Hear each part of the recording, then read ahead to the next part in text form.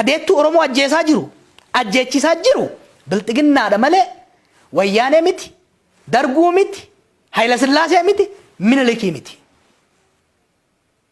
Hayila Sillaasees qabsoon ofirraa kaafne darguus qabsoon ofirraa kaafne wayyaanes qabsoo ofirraa kaafne kan arra nu nyaachaa jiru kan arra Oromoo ajjeesaa jiru Oromoo fannisaa jiru Oromoo salphisaa jiru injifannoo dhiiga isaatiin argate ormaaf dabarsaa jiru warra bilxiginnaati.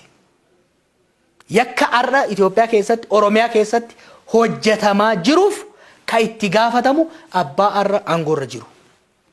Yakka zabana wayyaanetti hojjetameef sirna wayyaanee by the way sirna wayyaanee ugaa jamtii PLF qofaa miti. The entire IHADEG system achi keessa warri jiru isaantu itti gaafatama. Yakka zabana dargii warra hojjetameef warra dargiitu itti gaafatama.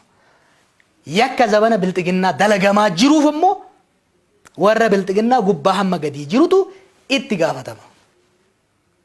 Kanaaf ummanni keenya aadaa gabroonfataa lama jidduu filachuun qabu ummata walaba. Walaabuu dhufe ummanni Oromoo ummata walaba. Walabummaan dhalate walabummaa isaatiin du'a malee gabroonfataa gabaafaa fi dheeraa furdaa fi qallaa garaagarummaa qabaasi namni tokko fuula guuraa yoo si ajjeesee fi kokkolfaa yoo si ajjeese. Maal jechaa jiran beektaa? Ka duraa sun fuula guuraa si ajjeese ka ammaa kun garuu kokkolfaa si ajjeese ka kokkolfaa at least inni kokkolfaa si ajjeese. What a joke.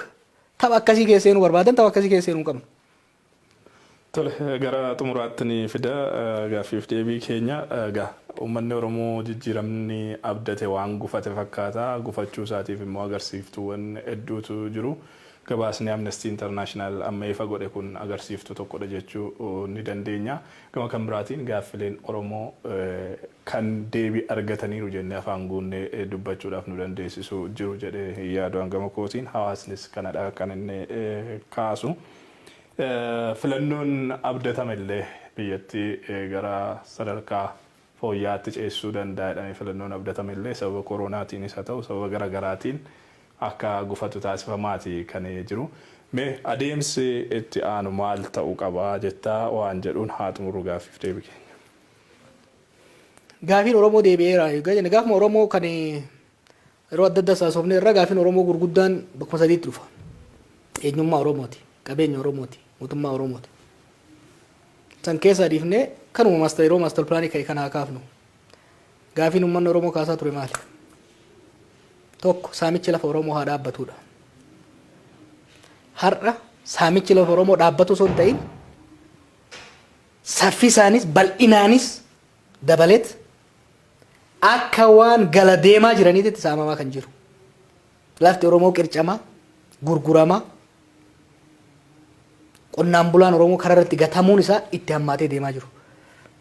Gaafiin lafti Oromoo hin saamamin jedhu faallaa isaatiin deebi'e saamichi itti haa dabaluun deebii kenname. Gaafii abbaa biyyummaa Finfinnee irratti uummanni Oromoo kaasu koree dhaabnee daangaa goonee irra gaafa aangoo qabanneedhaan muummichi ministeeraa gaafa yaadatta. Osoo oolleen bulin gaafii abbaa biyyummaa Oromoon Finfinnee irraa qabu deefnaa jedhan. Dhoofamuu qofa osoo hin ta'in Oromoon haguma keessa qabu iyyuu Finfinnee keessaa dhiibama. Lafti xixiqqoon Finfinnee keessatti hafte hiramtee ormaaf kennama. San qofaa miti.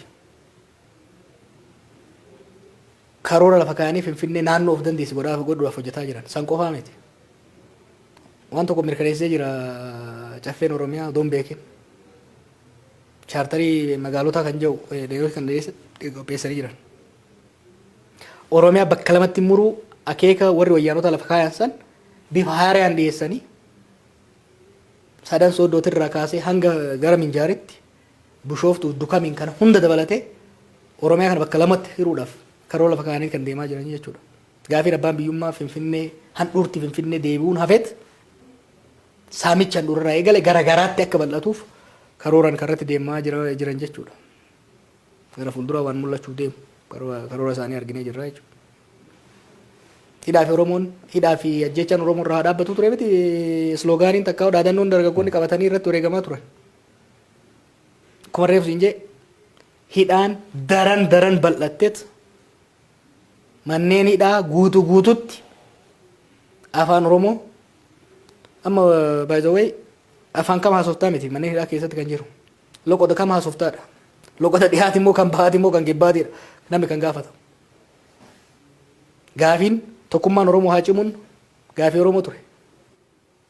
Jarri tun garuu jalaa kashaffe malee haqa Oromootiif qabsaa'ota Oromootu jalaa falleesse malee Oromoo Shawaa Arsii Wallagga jettee walitti naquudhaaf as a strategy akka tooftaa mootummaatti ifatti itti socho'aa turan harkaa dhoofne lafaan buufne malee.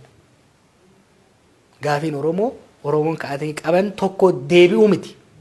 Faallaa isa gaafiin Oromoo biraa maali? Maali wanni wayyaanee walitti buuse? Federaalizimii waanta sobaatiin hin bullu.